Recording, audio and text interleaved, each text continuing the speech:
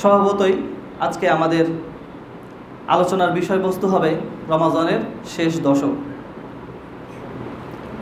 রমাজানের শেষ দশক সম্পর্কে আল্লাহ রাব্বুল আলামিন যেমন পবিত্র কুরআনে আমাদেরকে অবহিত করেছেন, এই রমাজানের শেষ দশককে মহিমান্বিত করেছেন, গুরুত্ব দিয়েছেন, অনুরূপভাবে এই গুরুত্বটাকে উপলব্ধি করত আমাদের প্রিয় হাবিব মুহাম্মদুর রাসূলুল্লাহ সাল্লাল্লাহু আলাইহি ওয়াসাল্লাম তাকে গুরুত্ব দেওয়ার স্বরূপ আমাদের সামনে উপস্থাপন করেছেন।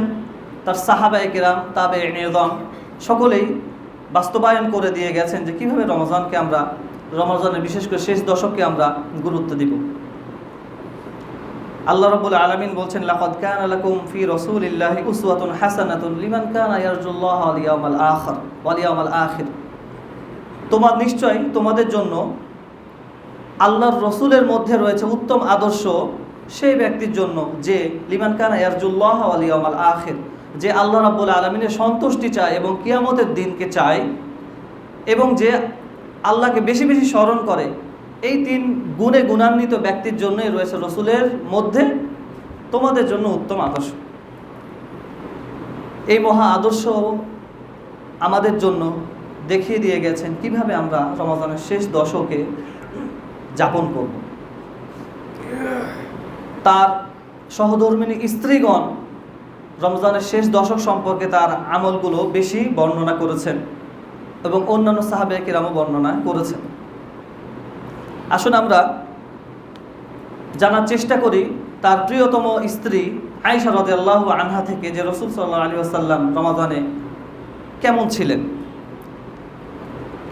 হাদিসটি সহিহ মুসলিম থেকে চয়নকৃত। আন আয়েশা রাদিয়াল্লাহু আনহা قالت كان رسول الله صلى الله عليه وسلم يجتهد في العشر الأواخر ما لا يجتهد في غيره। আয়েশা রাদিয়াল্লাহু আনহা বলেন, রাসূল সাল্লাল্লাহু আলাইহি ওয়াসাল্লাম রমাদানের শেষ দশকে ইবাদত বন্দেগীতে যতটা প্রচেষ্টা চালাতেন, যত ব্যতিব্যস্ত এবং পরিশ্রম ব্যয় করতেন, এতটা পরিশ্রম এবং এতটা ব্যতিব্যস্ত তিনি রমাদানের অন্য দিনে হতেন না এবং বছরের অন্য সময়েও তাকে এমনটা দেখা যেত না। স্বভাবতই তিনি অন্যান্য মাসের থেকে রমাদানে ইবাদত বন্দেগীর পরিমাণ বাড়িয়ে দিতেন এবং রমাদানের শেষ দশক এলে এর মাত্রা আরও বেড়ে যেত। হাদিসটি সহিহ মুসলিম থেকে চয়নকৃত। এর স্বরূপটা কেমন ছিল? আয়েশা থেকে আরেকটি হাদিস বর্ণিত। হাদিসটি বুখারী এবং মুসলিমে রয়েছে। কানা নবী সাল্লাল্লাহু আলাইহি ওয়াসাল্লাম ইযা দাখালাল আশরা শাদ্দা মিযরাহু ওয়া আহইয়া লাইলাহু ওয়া আইকাযা আহলাহু। কিভাবে তিনি ইবাদত বন্দেগী করতেন তা আয়েশা রাদিয়াল্লাহু আনহা বলছেন যে যখন রমাদানের শেষ দশকে তিনি উপনীত হতেন তখন তিনি তার তহবন্ধ শক্ত করে বেঁধে নিতেন। ওয়া আহইয়া লাইলাহু, এবং এই 10 দিনই তিনি রাত্রি জাগরণ করতেন। ওয়া আইকাযা আহলাহু, এবং তিনি তার পরিবার পরিজনকে ঘুম থেকে জাগিয়ে দিতেন। এখানে 3টি বিষয় আমরা দেখতে পাই। 1 নম্বর হচ্ছে শাদ্দা মিযরাহু, তার তহবন্ধ শক্ত করতেন। তহবন্ধ মানে হচ্ছে লুঙ্গি, মিযর মানে হচ্ছে লুঙ্গি। লুঙ্গি শক্ত করার উদ্দেশ্য হচ্ছে, এটা একটা পারিভাষিক অর্থ, রূপক অর্থে তা হচ্ছে আমরা যখন কোনো কাজ করার জন্য জোরালো প্রস্তুতি নিই তখন বলি কোমর বেঁধে নামো। তো এই কোমর বেঁধে নামার অর্থ হচ্ছে প্রস্তুতি ভালো নাম। তো রাসূল সাল্লাল্লাহু আলাইহি ওয়াসাল্লাম ভালোভাবে প্রস্তুতি নিতেন, এটা একটি অর্থ হতে পারে। এবং এই হাদিসের ব্যাখ্যাকারগণ বলেছেন এর দ্বারা আরেকটি অর্থ হতে পারে যে তিনি তার স্ত্রীদের কাছে যেতেন না, লুঙ্গি খুলতেন না, স্ত্রীদের কাছে যেতেন না, স্ত্রী থেকে দূরে থেকে তিনি টোটালি সময়টা ইবাদতে ব্যয় করতেন। এবং কিভাবে তা হতো ইনশাআল্লাহ আমরা পরে শুনব। তাহলে তিনি তার কোমর শক্ত করতেন, রূপক অর্থে হতে পারে, শাব্দিক অর্থে হতে পারে। দ্বিতীয় হচ্ছে ওয়া আহইয়া লাইলাহু, তিনি রমাদানের এই রাত্রিগুলো জাগরণ করতেন। কিভাবে জাগরণ করতেন? এমনি জেগে থাকতেন না, তিনি ইবাদত বন্দেগীতে এই রাত্রিগুলো অতিবাহিত করতেন। ওয়া আইকাযা আহলাহু, এবং তার পরিবার পরিজনকে ঘুম থেকে জাগিয়ে দিতেন, যাদের ইবাদত করার সামর্থ্য রয়েছে তাদেরকে। সবাইকে নয়, ছোট বাচ্চা যারা তাদেরকে নয়, বিশেষ করে স্ত্রীদেরকে তিনি জাগিয়ে দিতেন। তাহলে অত্র হাদিস থেকে বোঝা যাচ্ছে যে পরিবারের মানুষজন কিছু সময়, রাতের কিছু সময় ঘুমাতো, অতঃপর রসুল তাদেরকে জাগিয়ে দিলে তারা ইবাদত করতেন তার সাথে।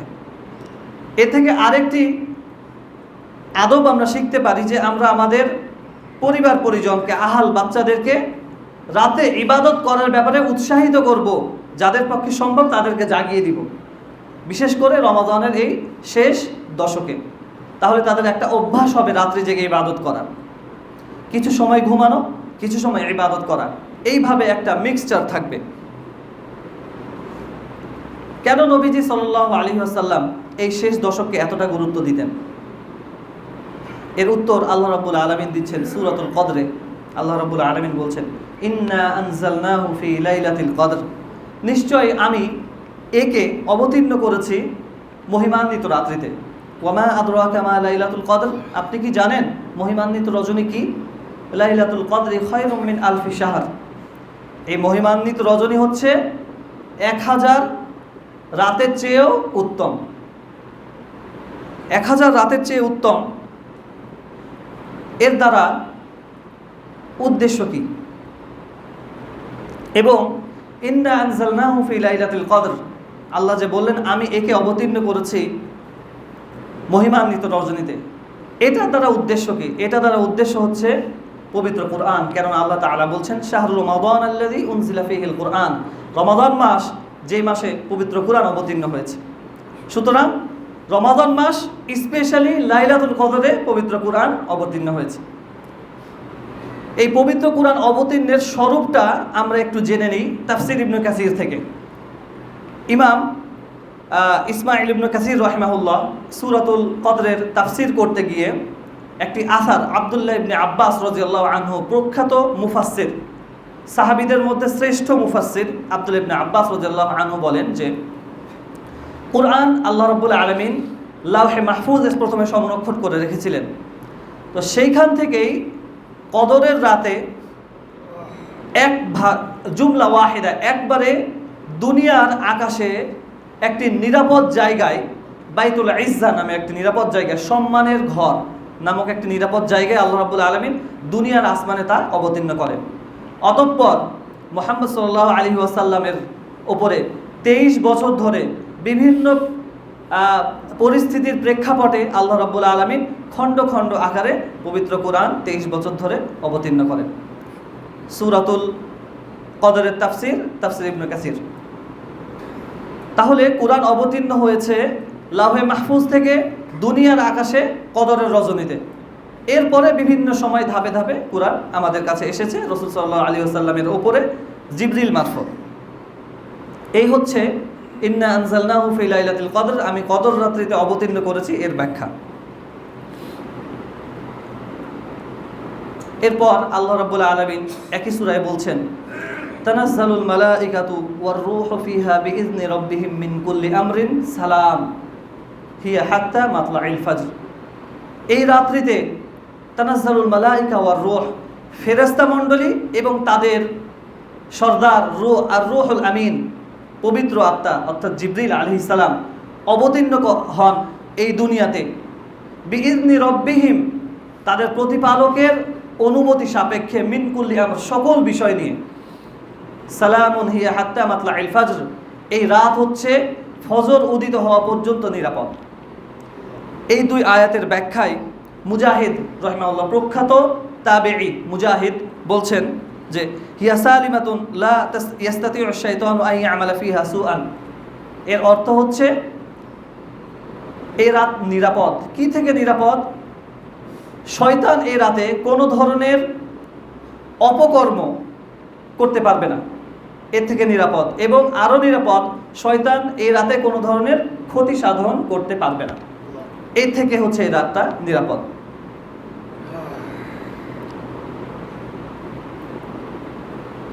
আল্লাহ রাব্বুল আলামিন এই রাতের সম্মান এবং মর্যাদা সম্পর্কে আরও বলছেন সূরাতুদ দুখানের 1 থেকে 4-5 আয়াত পর্যন্ত। হামিম ওয়াল কিতাবিল মুবিন, আল্লাহ রাব্বুল আলামিন বলছেন হামিম ওয়াল কিতাবিল মুবিন, এই স্পষ্ট কিতাবের শপথ করে বলছি ইন্না আনজালনাহু ফি লাইলাতিন মুবারাকাহ, নিশ্চয় আমি এই কিতাবকে বরকতময় রজনীতে অবতীর্ণ করেছি। ইন্না কুন্না মুনজিরিন, নিশ্চয় আমি ভীতি প্রদর্শনকারী। আল্লাহ আমাদেরকে ভীতি প্রদর্শন করছেন জাহান্নাম থেকে এই কিতাবের মাধ্যমে। ইন্না কুন্না মুনজিরিন ফিহা ইউফরাকু কুল্লু আমরিন হাকিম, এই রাতে প্রতিটি গুরুত্বপূর্ণ বিষয়ে সিদ্ধান্ত গৃহীত হয়ে থাকে। আমরাম মিন ইনদিনা, আর এটা আমার পক্ষ থেকে নির্দেশের মাধ্যমেই। ইন্না কুন্না মুরসিলিন, নিশ্চয় আমি নবী রাসূল প্রেরণ করে থাকি। অত্র আয়াতে আল্লাহ রাব্বুল আলামিন এই মহাগ্রন্থ আল কুরআনের শপথ করে বলছেন যে আমি এই রাতেই একে অবতীর্ণ করেছি, এবং এই রাত এমনই একটি গুরুত্বপূর্ণ রাত যে রাতে বড় বড় সিদ্ধান্তগুলো গৃহীত হয়। আমরুন হাকিম, প্রজ্ঞাপূর্ণ সিদ্ধান্ত। হাকিম মানে হচ্ছে মুহকাম, যা কখনো চেঞ্জ হয় না। এমন জিনিসগুলো আল্লাহ রাব্বুল আলামিন তার লেখক ফেরেশতাদের কাছে পাঠিয়ে দেন যে তোমরা এগুলো 1 বছরের জন্য লিপিবদ্ধ করে নাও। তাফসীর ইবনে কাসিরে উল্লেখ রয়েছে যে এগুলো পরিবর্তন হয় না, লেখক ফেরেশতাদের কাছে এগুলো চলে আসে। এর মধ্যে রয়েছে মানুষের বয়স, মানুষের কার্যক্রম, সে 1 বছরে কি করবে, এবং বছরের অন্যান্য আরও বিষয়াদি। পুরো পৃথিবী পরিচালনার জন্য অনেক বিষয়ের প্রয়োজন, সবগুলো এই রাতে আল্লাহ রাব্বুল আলামিন 1 বছরের জন্য তার দায়িত্বশীল লেখক যারা ফেরেশতা রয়েছে তাদের কাছে পাঠিয়ে দেন। সূরাতুদ দুখান 1 থেকে 5 নম্বর আয়াত। এই হচ্ছে এই মহিমান্বিত রজনীর ঘটনা যা এই রাতে ঘটে থাকে। عن أبي هريرة رضي الله عنه عن النبي صلى الله عليه وسلم قال من صام رمضان إيمانا واحتسابا غفر له ما تقدم من ذنبه।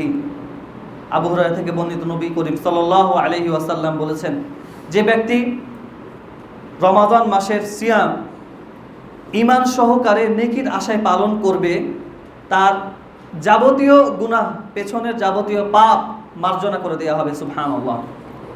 তিনি আরো বলছেন, ওমান কামা লাইলাতাল কদরি ঈমানান ওয়া ইহতিসাবান গুফিরা লাহু মা তাকদ্দামা মিন যামবিহি। যে ব্যক্তি লাইলাতুল কদরকে ঈমান সহ নেকির আশায় লাইলাতুল কদর যাপন করবে বলছি আমি, এর ব্যাখ্যা আছে, যাপন করবে, তারও বিগত সকল গুনাহ আল্লাহ রাব্বুল আলামিন ক্ষমা করে দেবেন। সুবহানাল্লাহ। হাদিসটি বুখারীর 2014 নম্বর হাদিস। সুতরাং আল্লাহ রাসূল সাল্লাল্লাহু আলাইহি ওয়াসাল্লাম বললেন যে লাইলাতুল কদর যে যাপন করবে তার যাবতীয় গুনাহ খাতা ক্ষমা হয়ে যাবে। এই যাপন করার অর্থে কমা শব্দটা ব্যবহার করা হয়েছে আরবিতে, যার অর্থ ব্যাপক।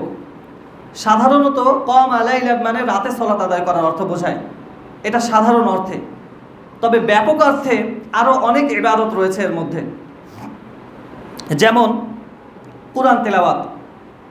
কুরআন তেলাওয়াত একটা অত্যন্ত বড় ইবাদত, এবং আল্লাহ রাব্বুল আলামিনের জিকিরের অন্যতম প্রধানতম মাধ্যম হচ্ছে কুরআন তেলাওয়াত। সুতরাং রাত যাপন করার অর্থ সারা রাত ধরে সালাত আদায় করা এমনটা নয়। কখনো সালাত আদায় করা, কখনো কুরআন তেলাওয়াত করা। এরপর জিকির আজকার করা, এটাও রাত্রিকে যাপন করার একটি মাধ্যম। আল্লাহ রাব্বুল আলামিন বলছেন ফাযকুরুনি আযকুরকুম, সূরাতুল বাকারাহ। আল্লাহ বলছেন ফাযকুরুনি, তোমরা আমাকে স্মরণ করো, আযকুরকুম, আমি তোমাদেরকে স্মরণ করব। তাহলে লাইলাতুল কদরকে আমরা যদি যাপন করতে চাই, পালন করতে চাই, তাহলে আমরা 1 নম্বর হচ্ছে লাইলাতুল কদরে রাত্রি জেগে সালাত আদায় করতে পারি। দ্বিতীয় হচ্ছে আমরা আল্লাহ রাব্বুল আলামিনের জিকির করতে পারি। কিভাবে এই জিকির একটু পরে আমরা শুনব। عن أبي ذر رضي الله عنه عن النبي صلى الله عليه وسلم قال يصبح على كل سلامة من أحدكم صدقة। তোমাদের প্রত্যেকেই প্রতিদিন যখন সকালে উপনীত হয়, ঘুম থেকে ওঠে, তখন তার প্রত্যেকটি আঙ্গুলের হাড়ের প্রতিটি জয়েন্টের ওপরে একটি করে সদাকা করা আবশ্যক হয়ে যায়। আমাদের শরীরে অনেকগুলো হাড় রয়েছে এবং আমাদের শরীরে অনেকগুলো হাড় জোড় রয়েছে, হাড়ের জয়েন্ট রয়েছে, নবীজি বলছেন এই প্রতিটি হাড়ের জয়েন্টের জন্য একটি করে সাদাকা করা তোমাদের উপরে ফরজ হয়ে যায়। কুল্লু তাসবিহাতিন সাদাকা, প্রতিবার সুবহানাল্লাহ বললে একটা করে সদকা করার নেকি হয়ে যায়। ওয়াকুল্লু তাহমিদাতিন সাদাকা, একবার আলহামদুলিল্লাহ বললে একটি সদকা করার নেকি হয়ে যায়।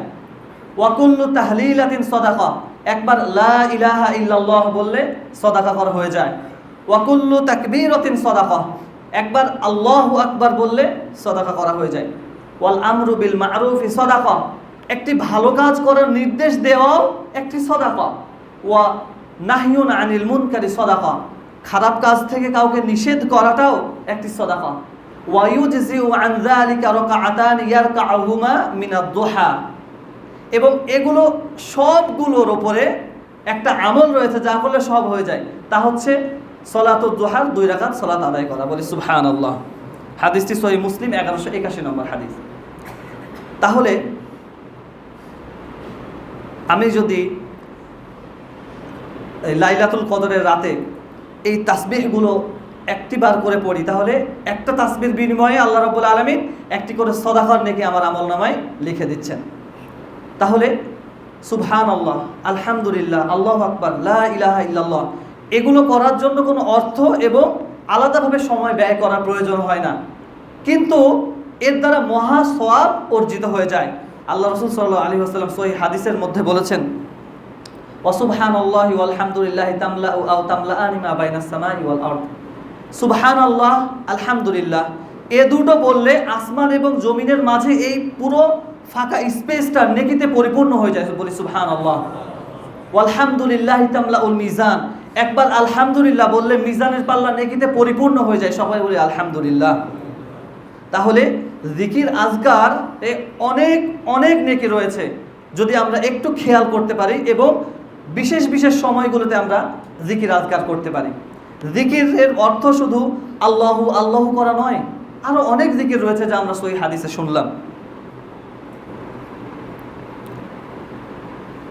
এরপর লাইলাতুল কদরকে যাপন করার জন্য আমরা যা করতে পারি তা হচ্ছে আল্লাহ রাব্বুল আলামিনের কাছে আমাদের বিভিন্ন ফরিয়াদ পেশ করতে পারি, তা হচ্ছে দোয়া। আল্লাহ রাব্বুল আলামিন বলছেন, ওয়া ক্বালা রাব্বুকুম উদউনি আস্তাজিব লাকুম, আল্লাহ বলছেন উদউনি, তোমরা আমাকে ডাকো, আমার কাছে দোয়া করো, আস্তাজিব লাকুম, আমি তোমাদের ডাকে সাড়া দিব, আমি তোমাদের দোয়া কবুল করব। সুবহানাল্লাহ। তাহলে আমরা আল্লাহ রাব্বুল আলামিনের কাছে যে কোনো ফরিয়াদ, যে কোনো ভালো কিছু কল্যাণকর বিষয়, দুনিয়াবি হোক বা আখিরাতে হোক, আল্লাহ রাব্বুল আলামিনের কাছে চাইতে পারি। এটা কিয়ামুল লাইল, রাত্রি যাপন করার অন্যতম একটি মাধ্যম। এগুলো নবীজি সাল্লাল্লাহু আলাইহি ওয়াসাল্লাম করে গেছেন, তার সাহাবায়ে কেরামগণ করে গেছেন এবং আমাদেরকে শিক্ষা দিয়ে গেছেন। কেন তিনি এমনটি করেছেন এর কারণও হাদিসে রয়েছে। عن أبي هريرة رضي الله عنه قال قال رسول الله صلى الله عليه وسلم أتاكم رمضان شهر مبارك, নবীজি বলছেন যে তোমাদের কাছে রমাদান মাস এসে উপস্থিত, এটি একটি বরকতময় মাস।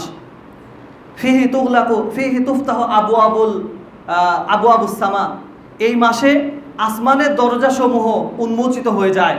ওয়া তুগলাকু আবওয়াবুল জাহিম, এবং জাহান্নামের দরজাসমূহ বন্ধ করে দেওয়া হয়।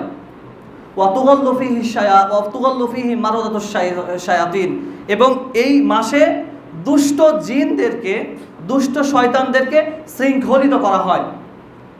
ফিহি লিল্লাহি ফিহি লাইলাতুন খায়রুম মিন আলফি শাহর, এই রাতে আল্লাহ রাব্বুল আলামিনের জন্য একটি এমন রাত রয়েছে যা 1000 মাসের চেয়ে উত্তম। মান হুরিমা খায়রাহা ফাকাদ হুরিমা, যে ব্যক্তি এই রাতের কল্যাণ থেকে বঞ্চিত সে প্রকৃতপক্ষে হতভাগা। হাদিসটি তিরমিজি 2106 নম্বর হাদিস। হাদিসটি ইমাম আহমদ রাহিমাহুল্লাহ বর্ণনা করেছেন। আল্লাহ রাসূল বলছেন যে এই মাসে একটি রাত রয়েছে যে রাত 1000 মাসের চেয়ে উত্তম। যে ব্যক্তি এই রাতের কল্যাণ থেকে বঞ্চিত হবে সে প্রকৃতপক্ষেই বঞ্চিত, প্রকৃতপক্ষে সকল কল্যাণ সে মিস করে ফেলেছে।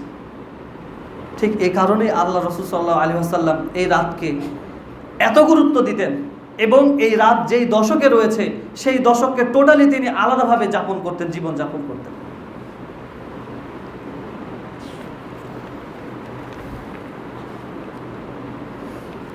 এখন এই রাতের আয়েশা রাদিয়াল্লাহু আনহা আমাদের জন্য আরও একটি হাদিয়া দিয়ে গেছেন। এই রাতের ফজিলত মর্যাদা শোনার পরে তিনি একদিন নবী সাল্লাল্লাহু আলাইহি ওয়াসাল্লামকে জিজ্ঞেস করছেন, আন আয়েশা রাদিয়াল্লাহু আনহা قالت قلت يا رسول الله أرأيت لو علمت أي ليلة ليلة القدر ما أقول فيها। হে নবীজি, আমি যদি লাইলাতুল কদর পেয়ে যাই, কদরের রাত্রি পেয়ে যাই, তাহলে আমি সেই রাতে কি বলবো? দেখেন, উনি বললেন যে আমি সেই রাতে কি বলবো। নবীজি সাল্লাল্লাহু আলাইহি ওয়াসাল্লাম বললেন, ক্বালা কুলি আল্লাহুম্মা ইন্নাকা আফুউন তুহিব্বুল আফওয়া ফাফু আন্নি, রাওয়াহু তিরমিজি। তুমি বলবে আল্লাহুম্মা ইন্নাকা আফুউন, হে আল্লাহ আপনি ক্ষমাশীল, তুহিব্বুল আফওয়া আপনি ক্ষমা করতে পছন্দ করেন, ফাফু আন্নি কাজে আপনি আমাকে ক্ষমা করে দিন। সুবহানাল্লাহ। সকল কিছুর উপরে আল্লাহ রাসূল সাল্লাল্লাহু আলাইহি ওয়াসাল্লাম ক্ষমা চাওয়াকে, আল্লাহ রাব্বুল আলামিনের কাছে ক্ষমা চাওয়াকে প্রাধান্য দিলেন এবং এটাই শিখিয়ে দিলেন। কারণ আল্লাহ রাসূল বলছেন, কুল্লু বানি আদম খাত্তা ওয়া খায়রুল খাত্তাইন আত-তাওয়াবুন, প্রত্যেকটি আদম সন্তানই ভুল করে এবং সর্বোত্তম ভুলকারী হচ্ছে সেই যে তার ভুল করার পরে ক্ষমা চায়। আল্লাহ রাসূল সাল্লাল্লাহু আলাইহি ওয়াসাল্লাম ক্ষমা চাওয়া শিখিয়ে দিলেন। কারণ নবীজি বলেছেন, যে ব্যক্তি বেশি বেশি ইস্তেগফার করে, তুবা লিমান উজিদা ফি সহিফাতে ইস্তিগফারুন কাসীর, সেই ব্যক্তি ধন্য কিয়ামতের দিন যার আমলনামায় অধিক অধিক ইস্তেগফার পাওয়া যাবে। বলে সুবহানাল্লাহ। ধন্য মানে সে সফলকাম হবে বলেই ধন্য বলা হয়েছে এখানে। ইস্তেগফারের মাধ্যমে, পাপ থেকে ক্ষমা চাওয়ার মাধ্যমে পুরাতন সকল গুনাহকে আমলনামা থেকে মিটিয়ে দেওয়া হয়। এ কারণেই যারা বেশি বেশি ক্ষমা চায়, আল্লাহ রাব্বুল আলামিন তাদের গুণ সম্পর্কে সূরাতুল ফুরকানের শেষের দিকে বলেছেন যে যারা ঈমান আনে, বেশি বেশি ক্ষমা চায়, আল্লাহ রাব্বুল আলামিন ফাউলাইকা ইউবাদদিলুল্লাহু সাইয়্যাতিহিম হাসানাত, আল্লাহ রাব্বুল আলামিন তাদের পাপগুলোকে নেকিতে পরিবর্তন করে দিবেন। বলে সুবহানাল্লাহ। তাহলে অধিক ক্ষমা চাওয়ার মাধ্যমে পাপকে নেকিতে পরিণত করা যায়। আমাদের দেশে কখনো কখনো যদি কালো টাকা সরকার সিজ করে, সেটাকে সাদাকরণের বিভিন্ন প্রক্রিয়া রয়েছে, মানে টাকাটা যাতে কাজে লাগানো যায়। তো আল্লাহ রাব্বুল আলামিন হচ্ছেন মহাদয়াময়, তিনি চান না যে বান্দা জাহান্নামে যাক। এই কারণে তিনি আমাদেরকে সুযোগ দিচ্ছেন যে তোমরা পাপ করেছো, লা তাকনাতু মির রাহমাতিল্লাহ, তোমরা আল্লাহ রাব্বুল আলামিনের রহমত থেকে নিরাশ হও না। ইন্নাল্লাহা ইয়াগফিরুয যুনুবা জামিআ, আল্লাহ রাব্বুল আলামিন সকল পাপ ক্ষমা করে দেন। সুবহানাল্লাহ। এবং ক্ষমা করেন না, পাপকে তিনি নেকিতে পরিবর্তন করে দেন। সুবহানাল্লাহ। তাহলে বেশি বেশি ইস্তেগফারের মাধ্যমে পাপকেও নেকিতে পরিণত করা যায়, আর যখন তা হবে তখন নেকির পাল্লা কিন্তু ভারী হয়ে যাবে। এইভাবে আমরা কদরের রাতকে যাপন করতে পারি। তাহলে আমরা যে লাইলাতুল কদর যাপন করব, ইবাদত করব, লাইলাতুল কদরটা কবে এটা জানা প্রয়োজন। সহিহুল বুখারী, সহিহ মুসলিমে অনেক রিওয়ায়াত রয়েছে। এর মধ্যে থেকে আমরা সহজে বোঝার জন্য কয়েকটি রিওয়ায়াত উল্লেখ করছি। আন আয়েশা রাদিয়াল্লাহু আনহা قالت قال رسول الله صلى الله عليه وسلم التمسوها في العشر الأواخر من رمضان রাওয়াহুল বুখারী 2020 নম্বর হাদিস। আয়েশা থেকে বর্ণিত, তিনি বলেন রাসূল সাল্লাল্লাহু আলাইহি ওয়াসাল্লাম বলেছেন যে তোমরা লাইলাতুল কদরকে, কদরের রাত্রিকে রমাদানের শেষ দশকে অন্বেষণ করো। সহিহুল বুখারী 2020 নম্বর হাদিস। আয়েশা রাদিয়াল্লাহু আনহা থেকে সহিহুল বুখারীর 2017 নম্বর হাদিসে আরো স্পেসিফিকভাবে বর্ণনা করা হয়েছে। আয়েশা বলছেন যে রাসূল সাল্লাল্লাহু আলাইহি ওয়াসাল্লাম বলেছেন, তাহাররাউ লাইলাতাল কদরি ফিল বিত্রি মিনাল আশরি মিনাল আশরিল আওয়াখির মিন রমাদান, তোমরা লাইলাতুল কদরকে রমাদানের শেষ দশকের বেজর রাত্রিগুলোতে অন্বেষণ করো। স্পেসিফিক। এরপরে রাসূল সাল্লাল্লাহু আলাইহি ওয়াসাল্লাম থেকে অন্যান্য সাহাবীগণ বর্ণনা করেছেন যে রাসূল বলেছেন যে তাহাররাউ ফিল তাসিই বাকিনা ওয়াফিল সাবি'i বাকিনা ওয়াফিল খামিস বাকিনা, তোমরা লাইলাতুল কদরকে 21-এর রাত্রিতে, 23-এর রাত্রিতে, 27-এর রাত্রিতে অন্বেষণ করো। এগুলো হচ্ছে এক একটা রিওয়ায়াত। এরপরে এই সকল রিওয়ায়াতকে একত্রিত করে সহিহ হাদিস দ্বারা একটি সমাধানে উপনীত হওয়া যায়। তা হচ্ছে উবাদা ইবনে সামিত রাদিয়াল্লাহু আনহুর একটি প্রখ্যাত হাদিস। হাদিসটি সহিহ বুখারীর 2023 নম্বর হাদিস। উবাদা ইবনে সামিত রাদিয়াল্লাহু আনহু বলেন যে একদা নবী সাল্লাল্লাহু আলাইহি ওয়াসাল্লাম বেরিয়ে এলেন, এসে সাহাবীদেরকে লাইলাতুল কদর কবে, সেই বছরে লাইলাতুল কদর কবে এটা জানানোর জন্য তিনি বেরিয়ে এসেছিলেন। পথিমধ্যেই ফাতালাহা রাজুলানি মিনাল মুসলিমিন, পথিমধ্যে দুজন মুসলিম ব্যক্তির গন্ডগোল তিনি দেখতে পেলেন।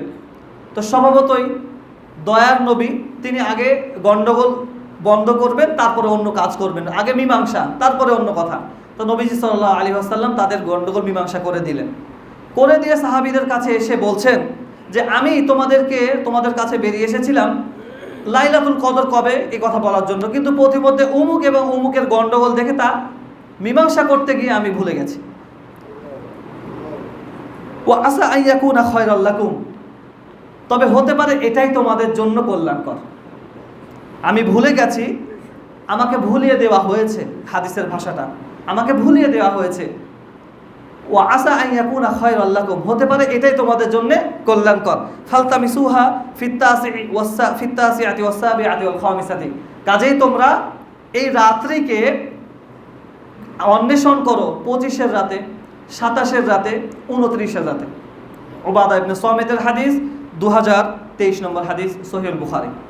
তাহলে এই হাদিসটাই হচ্ছে ফায়সাল, মানে ফায়সালাকারী একটি হাদিস যে কখন লাইলাতুল কদর হবে নবী সাল্লাল্লাহু আলাইহি ওয়াসাল্লামকে ভুলিয়ে দেওয়া হয়েছে। আর কি কারণে? এর কারণও আল্লাহ রাসূল বলে এটা হয়তো তোমাদের জন্য কল্যাণকর।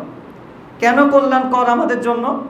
যখন আমরা ডেফিনেটলি জানতে পারবো না যে অমুক দিনই হচ্ছে, তখন আমরা বেশি বেশি আগ্রহী হব যে কখন এটা পাওয়া যায়, কোন রাতে পাওয়া যায়। অর্থাৎ প্রতিটা রাত, প্রতিটা বেজর রাত আমরা জাগরণ করব, ইবাদতের মাধ্যমে যাপন করব। আর এর মাধ্যমে কোনো না কোনো একটা রাত আমার ভাগ্যে মিলে যাবে যা 1000 মাসের চেয়ে উত্তম। আর সেটা ব্যতীত অন্য যে রাত্রিগুলো রয়েছে সেই রাতে ইবাদত করার জন্য আল্লাহ রাব্বুল আলামিন আমার মর্যাদা তার কাছে আরও মর্যাদার স্তর বৃদ্ধি করে দেবেন। সুবহানাল্লাহ। এটাই হচ্ছে হিকমত, যাতে উম্মতে মুসলিমা, নবীজির উম্মত বেশি বেশি নেকি পায়। হয়তোবা আল্লাহ রাব্বুল আলামিন এটাই চেয়েছিলেন, এই কারণে তার নবীকে ভুলিয়ে দিয়েছেন। তাছাড়া কেন ভুলাবেন? নবীজি সাল্লাল্লাহু আলাইহি ওয়াসাল্লাম সহজে ভুলতেন না কোনো কিছু। এটা আল্লাহর পক্ষ থেকে একটি বিশেষ হিকমত যে তিনি তাকে ভুলিয়ে দিবেন উম্মতের কল্যাণের জন্য। সহিহুল বুখারীতেই একটি হাদিস রয়েছে যেখানে আব্দুল্লাহ ইবনে ওমর রাদিয়াল্লাহু আনহু, সম্ভবত আব্দুল্লাহ ইবনে ওমর রাদিয়াল্লাহু আনহু বলছেন যে কয়েকজন সাহাবী রাতে স্বপ্নে দেখলেন যে লাইলাতুল কদর 27-এর রাত্রিতে। তখন তারা এসে নবীজিকে বললেন, তখন নবীজি বললেন যে তোমাদের মতো আমিও তো দেখেছি, কাজেই তোমরা 27-এর রাতে লাইলাতুল কদর হিসেবে 27-এর রাতকে খোঁজ করো। তো এটা স্পেসিফিক সেই বছরের জন্য ছিল, কারণ আমরা উবাদা ইবনে সামিতের হাদিস থেকে পেলাম যে আল্লাহ রাব্বুল আলামিন তাকে ভুলিয়ে দিয়েছেন যে কোন রাতে হবে এটা জানা যায় না। অন্যান্য হাদিস থেকে পাওয়া যায় যে নবীজি সাল্লাল্লাহু আলাইহি ওয়াসাল্লাম একদা বললেন যে আমি স্বপ্নে দেখছি যে যেই রাতে লাইলাতুল কদর ছিল সেই রাতে ফজরের সময় বৃষ্টি হয়েছে, ফলে মসজিদের মেঝে কর্দমাক্ত হয়ে গেছে। আমি সেই কর্দমাক্ত জমিনের উপর সিজদা করছি এবং আমার কপালে মাটি লেগে যাচ্ছে, কাদা লেগে যাচ্ছে। ঠিক সেই রাতের সকালেই দেখা যাচ্ছে যে বৃষ্টি হলো, ফজরের সময় রাসূল সালাত আদায় করলেন এবং তার কপালে কাদা লেগেছিল। সাহাবী বললেন যে আমরা জানতে পারলাম যে বিগত রাতটাই চলে গেছে লাইলাতুল কদর। তো সেটা সেই বছরের জন্য। কাজেই মূল কথা হচ্ছে লাইলাতুল কদর কবে তা আমাদের কাছ থেকে গোপন রাখা হয়েছে, যাতে করে আমরা ইবাদতে বেশি বেশি আগ্রহী হই এবং বেশি বেশি ইবাদতের মাধ্যমে আমাদের নেকির পাল্লা ভারী করি। সুতরাং যাবতীয় ডিসপিউট, কন্ট্রোভার্সিকে দূরে রেখে রাসূল সাল্লাল্লাহু আলাইহি ওয়াসাল্লামের হাদিসকে প্রাধান্য দিয়ে আমরা সকল বেজর রাত্রিগুলো ইবাদত করব। এর মধ্যে আমাদের জন্য রসুলের জবানে আমাদের জন্য কি রয়েছে? কল্যাণ নিহিত রয়েছে। লাইলাতুল কদরকে পাওয়ার বড়তম একটি মাধ্যম হচ্ছে আল ইতিকাফ, ইতিকাফ করা।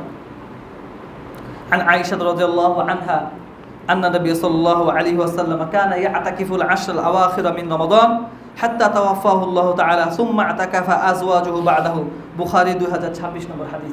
আয়েশা রাদিয়াল্লাহু আনহা বলেন যে নবী করিম সাল্লাল্লাহু আলাইহি ওয়াসাল্লাম তার জীবনের সকল রমাদান মাসেই রমজানের শেষ দশকে তিনি ইতিকাফ করেছেন এবং যে বছর তিনি মারা যান সে বছর মধ্যের দশক এবং শেষ দশক এই 20 দিন ইতিকাফ করেছিলেন। আয়েশা বলছেন যে সারা জীবন তিনি রমজানের শেষ দশকে ইতিকাফ করেছিলেন এবং তার মৃত্যুর পর তার স্ত্রীগণ এই সুন্নাতের ধারা জারি রেখেছিলেন। সুবহানাল্লাহ। কারণ ইতিকাফের মাধ্যমে খুব সহজ হয়ে যায় লাইলাতুল কদর পাওয়া। ইতিকাফ মানে কি আসলে? আল ইতিকাফের শাব্দিক অর্থ হচ্ছে আল ইতিজাল ওয়া লুজুমুল মসজিদ, মসজিদে থাকা এবং অন্যদের থেকে দূরে থাকা, এটা হচ্ছে শাব্দিক অর্থ।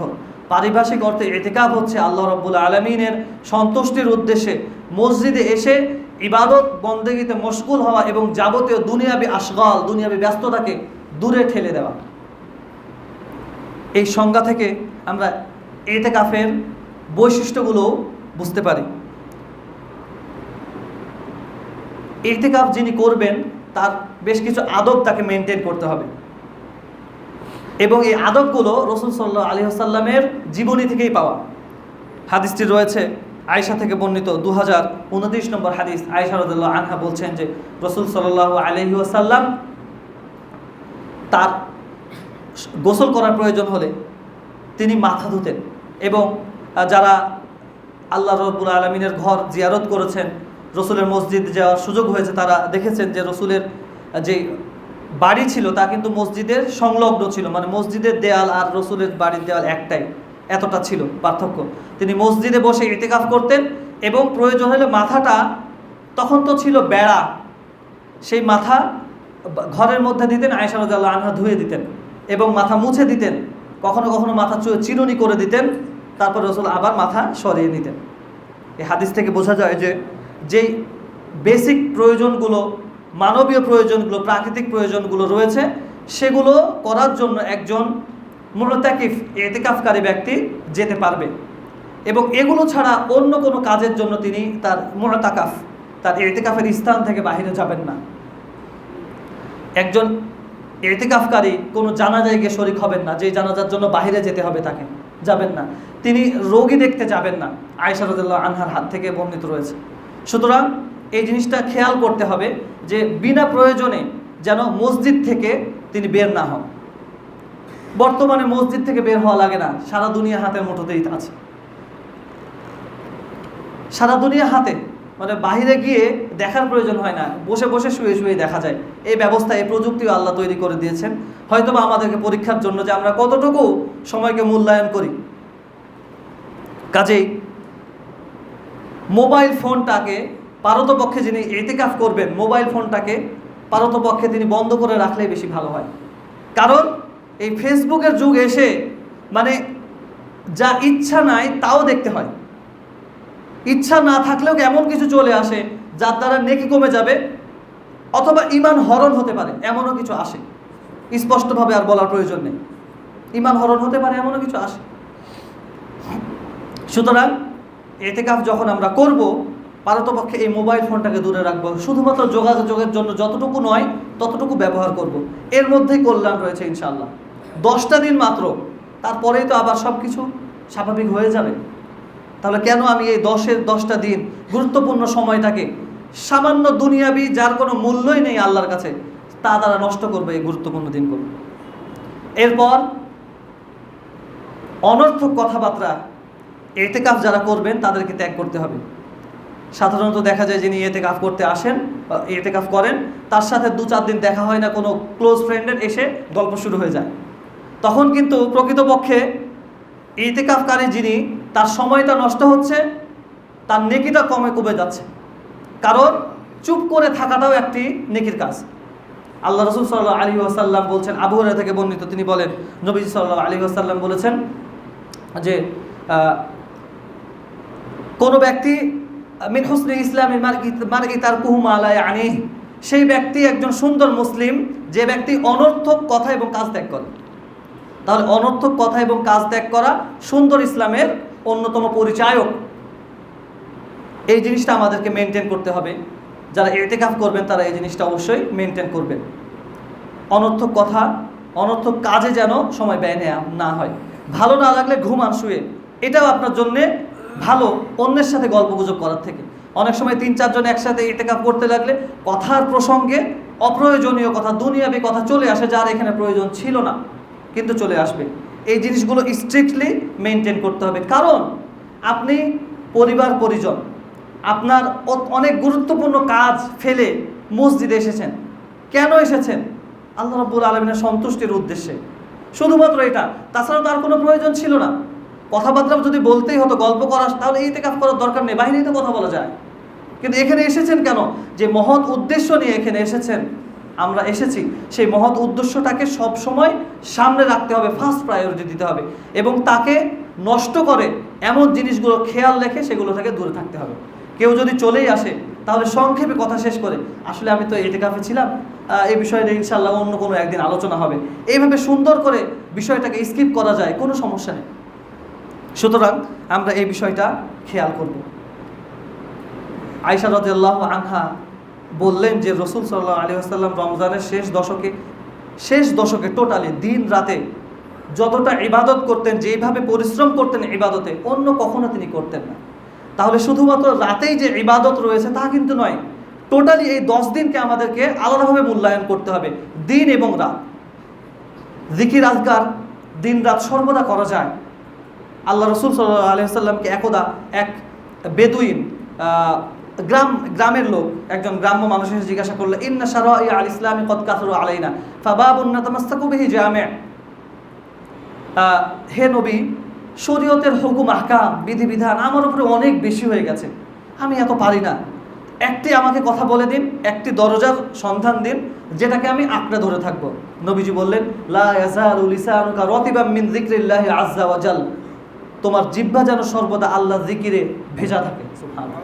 তাহলে এই ইবাদত করতে একটু পয়সা লাগবে না। আল্লাহ রাসূল তাকে এমন একটা ইবাদতের কথা বললেন যা করতে না শারীরিক কসরতের প্রয়োজন রয়েছে, না অর্থনৈতিক কোনো সাপোর্টের প্রয়োজন রয়েছে, কিচ্ছু না। তুমি জিকির আজকার করো, যাও, আর কিচ্ছু লাগবে না। সুতরাং জিকির আজকারের অনেক গুরুত্ব রয়েছে, এগুলো আমরা জিকির আজকার করতে পারি যে কোনো সময়। এরপর দান খায়রাতের পথ তো রয়েছেই। আল্লাহ রাসূল সাল্লাল্লাহু আলাইহি ওয়াসাল্লাম ছিলেন প্রবাহিত বায়ু থেকেও বেশি আল্লাহর পথে ব্যয়কারী, এবং জিবরিল যখন রমাদানে তার সাথে সাক্ষাৎ করত তখন তার দানের মাত্রা আরও বেড়ে যেত। তাহলে রমজান মাসে নবীজি দানের মাত্রা কিন্তু বাড়িয়ে দিতেন। কাজে আমরা চেষ্টা করব, অন্য সময় তো আমরা দান করি, এই রমজান মাসে রমজানকে উদ্দেশ্য করে একটু বেশি বেশি দান করা। এবং কোনো কাজ যদি আমরা কন্টিনিউয়াসলি করি তাহলে সেটা কোনো কারণে ভুলে গিয়ে না করা হলে আল্লাহ রাব্বুল আলামিন নেকি আমল নামায় দিয়ে থাকেন, বলি সুবহানাল্লাহ। কাজেই আমরা চেষ্টা করব এই 10 দিনে প্রতিদিন অল্প করে হলেও, সামান্য কিছু হলেও রেগুলার বেসিসে দান করা। সামান্য দিনের বেলা, রাতের বেলাও আমরা করতে পারি। কেন করব একটু পরে বলছি। আল্লাহ রাসূল সাল্লাল্লাহু আলাইহি ওয়াসাল্লাম বলছেন, ওয়াসসাদাকাতু তুতফিউল খাতিআতা কামা ইউতফিউল মাউন নার। সাদাকা, দান, পাপকে সেভাবে দূরীভূত করে দেয় যেভাবে পানি আগুনকে নিভিয়ে দেয়। সুবহানাল্লাহ। রাসূল সাল্লাল্লাহু আলাইহি ওয়াসাল্লাম আরো বলেছেন, ওয়াসসাদাকাতু তুতফিউ গযবার রহমান। সাদাকা দয়াময় আল্লাহ রাব্বুল আলামিনের ক্রোধকে প্রশমিত করে। দান আল্লাহর ক্রোধকে প্রশমিত করে। সুতরাং এই দান দ্বারা সাধারণ দান উদ্দেশ্য। আর যাদের উপরে যাকাত ফরজ রয়েছে তাদের যদি 1 বছর হয়ে যায় তাহলে রমজান মাসে দিয়ে দেওয়াটা অনেক বেশি ভালো। একে তো রমজান মাস, পাশাপাশি আপনি আপনার একটা ফরজ ইবাদত আদায় করলেন, প্রতিটি ফরজ ইবাদত আদায়ের এগেনস্টে আল্লাহ রাব্বুল আলামিন নেকি দিয়ে থাকবেন। আর রমজানে যখন একজন অভাবী দুস্থ কোনো কিছু পেয়ে খুশি হবে, উপকৃত হবে, তখন তার অন্তর থেকে যে দোয়াটা আসবে এটার তুলনা কোনো কিছুর সাথে হয়। আল্লাহ রাব্বুল আলামিন কবুল করে নেবেন ইনশাআল্লাহ। সুতরাং এই জিনিসটা আমরা চেষ্টা করব। এখন লাইলাতুল কদরকে যাপন করার আরেকটি মাধ্যম, ভালো কাজ করার আরেকটি মাধ্যম হচ্ছে সদাকা করা। এই বেজর রাত্রিগুলোতে আমি কিছু দান যদি করি, কোনো না কোনো রাত্রি অবশ্যই লাইলাতুল কদর হিসেবে আল্লাহ রাব্বুল আলামিন ধার্য করেছেন। সেই রাতে যদি আমার দানটা পড়ে যায়, তাহলে আমার মর্যাদা কোথায় যাবে চিন্তা করুন। খয়রুম মিন আলফি শাহর, 1000 রাত, 1000 মাসের চেয়ে উত্তম। 83 বছর, মোর দ্যান 83 ইয়ার্স, 83 বছরের থেকেও বেশি দিন দান করার আমি নেকি পেয়ে গেলাম। বান্দা কিন্তু 83 বছর জীবন পেলেও 83 বছর ভালো কাজ করতে পারে না। তার নির্দিষ্ট কিছু বয়স পর্যন্ত, শিশুকাল, এরপরে শৈশব, কৈশোর, এরপরে বার্ধক্য চলে যায়, তখনও অনেক কিছু করতে পারে না। কিন্তু এক রাতের মাধ্যমে 83 বছরের থেকেও বেশি হয়ে যাচ্ছে। আর আমি যদি এই জিনিসটাকে কন্টিনিউ রাখতে পারি আমার জীবনে যত বছর বেঁচে আছি, তাহলে কত 83 পাবো, সুবহানাল্লাহ, আমরা চিন্তা করতে পারি। এই দানের এই সিস্টেমটা কিন্তু হাদিসে নেই বলে কেউ কেউ মনে করতে পারে এটা বিদআত, কিন্তু আসলে বিদআত নয়, এটা একটা ভালো কাজ। দান করা ভালো কাজ, যে কোনো ভালো কাজ করাই এই রাতে রেকমেন্ডেড, আমি করতে পারি। জিকির, আজকার, কুরআন তেলাওয়াত, সালাত, সাদাকা, আমর বিল মারুফ, সৎ কাজের নির্দেশ, নাহি আনিল মুনকার, খারাপ কাজ থেকে মানুষকে নিষেধ করা, সব কিছু এই রমাজানের শেষ দশকে দিনের বেলাতে আমরা যে আমলটা করতে পারি তা অলরেডি আমি হাদিসে উল্লেখ করেছি। আল্লাহ রাসূল সাল্লাল্লাহু আলাইহি ওয়াসাল্লাম বলছেন, সুবহানাল্লাহ, আলহামদুলিল্লাহ, আল্লাহু আকবার, লা ইলাহা ইল্লাল্লাহ বলে একটি করে সাদাকা হয়ে যায়। এবং এই সবগুলো জন্য একটি আমল রয়েছে, তা হচ্ছে 2 রাকাত সলাতুদ দুহা। 2 রাকাত সলাতুদ দুহা আদায় করলে আমার শরীরের যে হাড়ের জয়েন্টগুলো রয়েছে সেগুলোর উপরে ওয়াজিব সাদাকাগুলো এই 2 রাকাত জোহার সলাতের মাধ্যমে আল্লাহ রাব্বুল আলামিন এক্সচেঞ্জ করে দেবেন, সুবহানাল্লাহ। কাজেই আমরা 10 মিনিট 10 মিনিট সময় ব্যয় করে, কাজের 10টা মিনিট সময় ব্যয় করে আমরা এই সলাতটা আদায় করে নিতে পারি। ফজরের পর থেকে নিয়ে জোহর পর্যন্ত সলাত রয়েছে নফল। এই সলাতগুলো সময় ভেদে নাম পরিবর্তন হয়ে যায় এবং এর মর্যাদা পরিবর্তন হয়ে যায়। ফজর সলাত আদায় করে, মসজিদে আদায় করে, সেই জায়গাতে জিকির আজকার করতে করতে সূর্য ওঠার আনুমানিক 20 মিনিট পর থেকে নিয়ে অ্যারাউন্ড 1 ঘন্টা সোয়া ঘন্টা পর্যন্ত এই সময়ের মধ্যে যদি 2 রাকাত সালাত আদায় করা যায়, সেই সালাতের নাম হলো সালাতুল ইশরাক। এর ফজিলত হচ্ছে কবুল ওমরার নেকি, সুবহানাল্লাহ।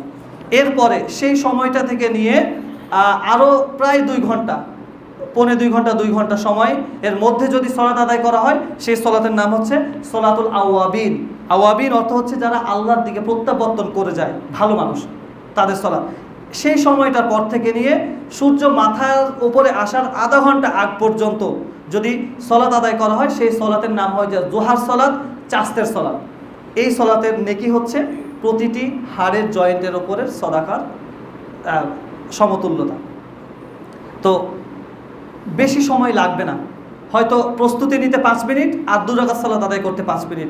এই 5 মিনিটের মাধ্যমে আমার উপরে যে আল্লাহ ওয়াজিব যে দায়িত্বটা দিয়েছিলেন সেই দায়িত্ব আমি করে ফেলতে পারছি। সর্বনিম্ন হচ্ছে 2 রাকাত। আয়েশা রাদিয়াল্লাহু আনহা থেকে বর্ণিত, তিনি বলেন যে রাসূল সাল্লাল্লাহু আলাইহি ওয়াসাল্লাম ইউসাল্লি দুহা আরবাআন, 4 রাকাত করে তিনি আদায় করতেন, এটা তার অভ্যাস ছিল। ওয়া ইউসাল্লি মাশা আল্লাহ, এবং যত ইচ্ছা আরও বেশি করতেন। 4 রাকাত এবং ততোধিক এই সালাত আদায় করা যায়, যার যত রাকাত সুবিধা হয় করতে পারে। এর বাধা ধরা কোনো নির্দিষ্ট রাকাত সংখ্যা নেই। সুতরাং সর্বনিম্ন 2, সর্বোচ্চের কোনো সীমা নেই, এই সালাত আমরা আদায় করতে পারি। এরপর সর্বশেষ একটি হাদিস বলে আমি আমার আলোচনা শেষ করব। আন জাবির ইবনে আব্দুল্লাহ রাদিয়াল্লাহু আনহু قال قال رسول الله صلى الله عليه وسلم من بنى لله مسجدا কামিফহাসি কতাতিন বানাল্লাহু লাহু বাইতান ফিল জান্নাহ, রাওয়াহু ইবনে মাজাহ, 738 নম্বর হাদিস। জাবির বিন আব্দুল্লাহ রাদিয়াল্লাহু আনহু বলেন, রাসূল সাল্লাল্লাহু আলাইহি ওয়াসাল্লাম বলেছেন, কোনো ব্যক্তি যদি আল্লাহ রাব্বুল আলামিনের সন্তুষ্টির উদ্দেশ্যে একটি মসজিদ বানায়, মসজিদের আয়তন যদি ঘুঘু পাখির বাসার সমানও হয়, তবুও আল্লাহ রাব্বুল আলামিন এর বিনিময়ে তার জন্য জান্নাতে একটি বাড়ি নির্মাণ করবেন বলে, সুবহানাল্লাহ।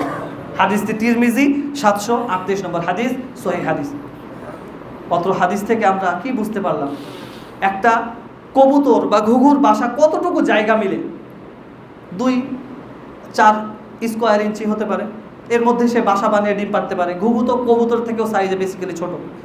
এখানে কথা বলা হয়েছে ঘুঘু বলা হয়েছে, কবুতরকে বলা হয়নি, কারণ কবুতরের সাইজ ঘুঘুর থেকে বড়। তা আল্লাহ রসুল বললেন যে এতটুকু পরিমাণের আয়তনের মসজিদও যদি কোনো ব্যক্তি বানায় শুধু আল্লাহ সন্তুষ্টির উদ্দেশ্যে, দুনিয়াবি নাম ফোটানোর জন্য নয়, ওই মসজিদের বাইরে নেম প্লেটে নাম লেখা থাকবে অমুক দান করছে, এই উদ্দেশ্য নয়। সেটা যদি মসজিদ কমিটি করে ভিন্ন কথা, কিন্তু এই উদ্দেশ্যে যদি কেউ না করে, আল্লাহ সন্তুষ্টির উদ্দেশ্য যদি কেউ করে, আল্লাহ রাব্বুল আলামিন এর বিনিময়ে জান্নাতে তার জন্য একটি গৃহ নির্মাণ করবেন। সুবহানাল্লাহ। সুতরাং দানের পথ সর্বদা উন্মোচিত। বিশেষ করে রমজানে এই দানের ভাত আরও বাড়িয়ে দেওয়া দরকার। আমাদের যার যতটুকু সামর্থ্য রয়েছে, আল্লাহ রসুল কিন্তু বললেন না যে যে ব্যক্তি মসজিদ বানাবে তার জন্য রয়েছে, অন্য একটি হাদিসে রয়েছে, এই হাদিসে আরও সুযোগকে উন্মোচিত করে দেওয়া হয় যাতে সবাই অংশগ্রহণ করতে পারে। কারণ একটা মসজিদ একজনের পক্ষে বানানো সাধারণত খুব একটা সম্ভব হয় না, সবাই পারে না ধনাঢ্য ব্যক্তিরা ছাড়া, কিন্তু সকলে মিলে একটা মসজিদ বানানো সম্ভব। মসজিদ একেবারে টাইলস চাকচমকপূর্ণ হতে হবে এমনটা নয়, যার যতটুকু সামর্থ্য রয়েছে, যে সোসাইটিতে যেমন চলে, যে যেভাবে পারে অংশগ্রহণ করে যদি একটা মসজিদ হয় যেখানে আল্লাহ রাব্বুল আলামিনের নাম উচ্চারিত হবে, মসজিদের মিনারে আজানে ধ্বনি উচ্চারিত হবে, এমন জায়গা হলেই আল্লাহ রাব্বুল আলামিন সেই জায়গাতে যারা অংশগ্রহণ করেছেন সকলের জন্য জান্নাতে একটি করে গৃহ নির্মাণ করবেন। সুবহানাল্লাহ।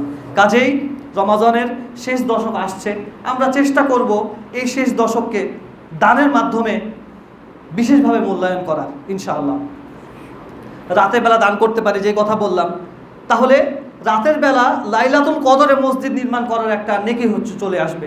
আমরা শুধু সুযোগ খুঁজবো যে কোন সময়, অনেক সময় আছে না, সহজে উদাহরণ দিয়ে বোঝায় যে আমাদের মোবাইল ফোন কোম্পানিগুলো কখনো কখনো বলে যে অমুক সময় থেকে অমুক সময়ের মধ্যে রিচার্জ করলে এত টাকা ক্যাশব্যাক, মানে অফারটা জানিয়ে দেয়। সেম কাজ কিন্তু ফায়দাটা, বোনাসটা ডাবল, রিওয়ার্ডসটা ডাবল। তো আমরা এইভাবে সময়গুলোকে একটু খোঁজার চেষ্টা করব যে একই কাজ করে কম কাজ করে বেশি নাকি পাওয়া যায় কখন। এইভাবে যদি আমরা জেনে আমল করার চেষ্টা করি, আল্লাহ রাব্বুল আলামিন, রসুল বলছেন ইন্নাল্লাহা লা ইয়ানজুরু ইলা আমালিকুম ওয়া লা ইয়ানজুরু ইলা আজসাদিকুম, আল্লাহ রাব্বুল আলামিন তোমাদের আমল দেখেন না, তোমাদের দেহাবয়ব দেখেন না, সৌন্দর্য কার কতটুকু দেখেন না, ওয়ালাকিন ইয়ানজুরু ইলা কুলুবিকুমুল্লাতী ফিস সুদূর, বরং আল্লাহ রাব্বুল আলামিন তোমাদের অন্তর দেখেন যা তোমাদের বক্ষের মধ্যে রয়েছে। সুতরাং আমি কি নিয়তে, কি ইন্টেনশনে কাজটা করছি, এটাই হচ্ছে মেন। ইন্নামাল আমালু বিন্নিয়াত, নিশ্চয়ই সকল কাজের কর্মফল তার ইচ্ছার উপরে, ইন্টেনশনের উপর নির্ভর করে। সুতরাং আমরা চেষ্টা করব ভালো কাজগুলো বেশি বেশি করা, যে সময় করলে বেশি নাকি সেই সময়গুলো করার চেষ্টা করব, সুযোগগুলোকে লুফে নেওয়ার চেষ্টা করব। আল্লাহ রাব্বুল আলামিন আমাদের সকলকে রমজানের শেষ দশক তার নবীর প্রদর্শিত তরিকায় পালন করার তৌফিক দান করুক। আল্লাহুম্মা আমিন।